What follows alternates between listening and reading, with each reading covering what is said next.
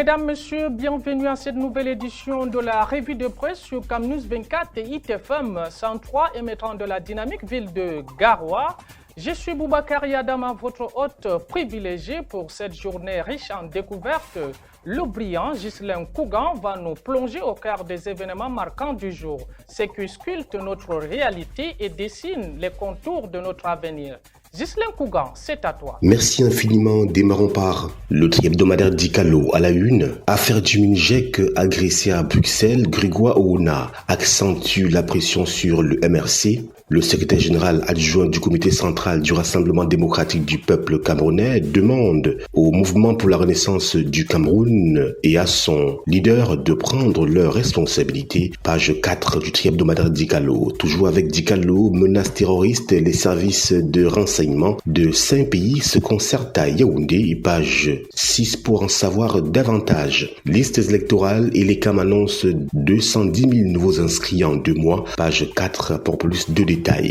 Éliminatoire de la Coupe du Monde 2026, nous sommes en sport football. Lions indomptables, la liste à problème de Marbris est à consulter à la page 11 du hebdomadaire Dicalo. Le quotidien, l'économie à la une, exportation, les principaux acheteurs du gaz camerounais. Ils se retrouvent en majorité en Asie et en Europe, page 3 du quotidien l'économie. Toujours avec ce journal, Lénine Billet, au-delà de la CEMAC, lâché à l'ambition d'explorer de nouveaux marchés, nous fait-on savoir. Transport urbain par taxi, le coréen Songo Motors compte importer 3000 véhicules au Cameroun, page 5. Zone CEMAC, les opérations interbancaire progresse au mois de février 2025, eh bien, tout ceci est à lire dans les colonnes du journal L'économie. Alpha Eco, à la une, près de 500 milliards de francs CFA accordés par le Fonds monétaire international FMI. C'est dans le cadre du programme économique et financier 2021-2025 du Cameroun. Communauté urbaine de Douala vers la construction d'une cité urbaine, nous fait-on savoir. La communauté urbaine de Douala envisage la construction d'un ensemble résidentiel à loyer abordable s'étendant sur environ 9 hectares à Banga Bakoko, page 4 du journal Alpha Eco.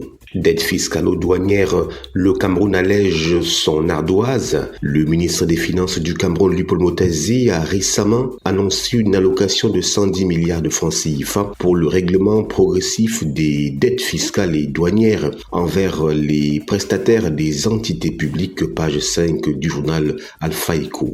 Le quotidien Le Messager, affaire Aloïs Parfait Boum, l'enfer de l'audition, auditionné durant des heures hier pour incitation, violence et apologie du crime. Le président national du Forum républicain attend au bureau de l'enquêteur du groupement de gendarmerie territoriale de Yaoundé le sort qui lui sera réservé, c'est à lire à la page 3 du journal Le Messager. Toujours avec Le Messager, rapport ITI 2022, cap sur l'émergence à la page 4. Université inter-État, le labo des innovations nous a servi à la page 5 du quotidien Le Messager. Mutation, nous y sommes. Candidature de Paul Biya, l'appel des universitaires et la société civile est à consulter aux pages 8, 9 et 10 de cette édition. Appel au changement, le boulot du Grand Nord est à lire à la page 5. Industrie extractive, le Cameroun s'arrime à la norme 2023, page 7. Université inter-État, un centre d'incubation inauguré à Sarmélima, page 3 pour en avoir davantage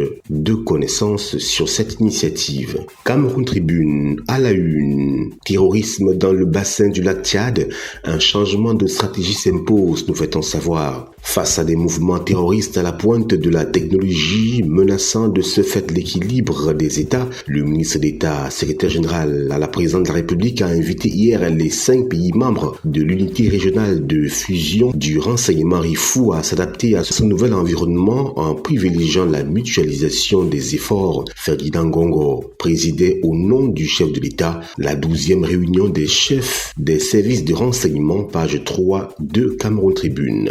Vie chère, qualité des produits, quand le client sera roi, vente promotionnelle de produits de grande consommation, sensibilisation des commerçants sur les produits contre-indiqués figurent parmi les actions de l'État pour protéger le consommateur. Les associations de défense des droits aussi y vont de leur implication dans la surveillance des marchés, mais beaucoup reste à faire pour restaurer la sérénité chez les consommateurs. À lire donc le focus de Cameroun Tribune aux pages 13, 14 et 15 de cette édition.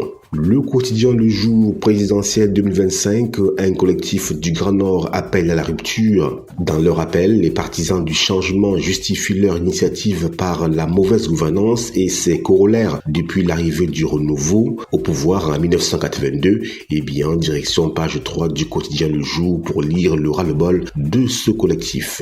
Industrie extractive, le Cameroun vers un modèle de transparence, page 6 du journal Le Jour. Enseignement supérieur, un pôle d'excellence technologique à Saint-Mélima, le centre d'incubation des innovations et des entreprises digitales de l'école supérieure internationale de génie numérique a été inauguré hier, page 7 pour en lire toutes les articulations. L'Aigle du Sahel à la une, commune de Figuil 2020-2025, un bilan satisfaisant, nous fait-on savoir. Velu, la présence d'un marché de bétail est essentielle. Yagua, des voix s'élèvent contre la gestion des boutiques au marché, tandis qu'à Toukou, l'église catholique enseigne les femmes sur les bonnes valeurs. Tout ceci est à lire dans les colonnes du journal L'Aigle du Sahel. Éco-santé à la une, couverture santé universelle. Les autorités de la région de l'Est Cameroun déterminées à s'arrimer, nous dit le journal. Toujours avec éco-santé, santé maternelle et infantile. Un plan stratégique pour sauver des vies est effective. Schizophrénie, elle touche près de 1% de la population mondiale. Trouble mental grave et complexe.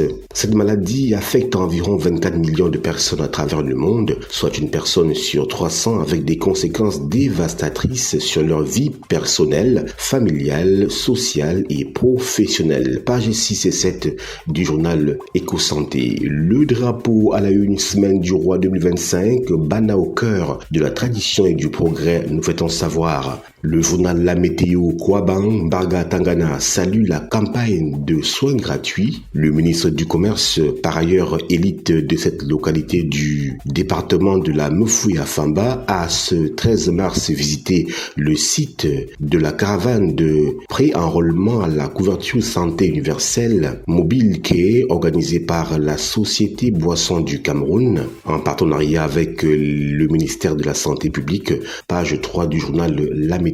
Forum Libre Cameroun, qui sera le président de la 3e République pour l'interrogation. Avec l'élection présidentielle prévue en octobre 2025, le Cameroun s'apprête à vivre un moment crucial de son histoire politique qui cristallise déjà toutes les attentions, nous fait-on savoir dans les colonnes du journal Forum Libre. Présidentielle 2025, il va falloir compter avec Issa Tirma Bakari et le FSNC, nous dit Forum Libre également. Le tri-hebdomadaire Le Soir, un partenariat acté au ministère des Transports est d'actualité. C'est dans le cadre de l'engagement du Cameroun dans la révolution verte avec Songo Motors. Projet d'alimentation en eau potable de 9 villes au Cameroun. La Camboata appuie sur le bouton accélérer, nous dit le tri-hebdomadaire Le Soir. Toujours avec Le Soir, santé, un rayon d'espoir au cœur de Yaoundé. La Fondation médicale sanitaire Ketch, un modèle d'excellence en santé, page 9 du tri-hebdomadaire Le Soir. Voilà pour l'essentiel de l'actualité à travers la presse écrite. Merci infiniment. Et voilà, mesdames, messieurs, restez bien informés sur l'actualité du Cameroun et au-delà, tout en vous laissant porter par nos programmes captivants sur Camnews 24 TV et ITFM 103 émettant depuis Garoua. On diarama.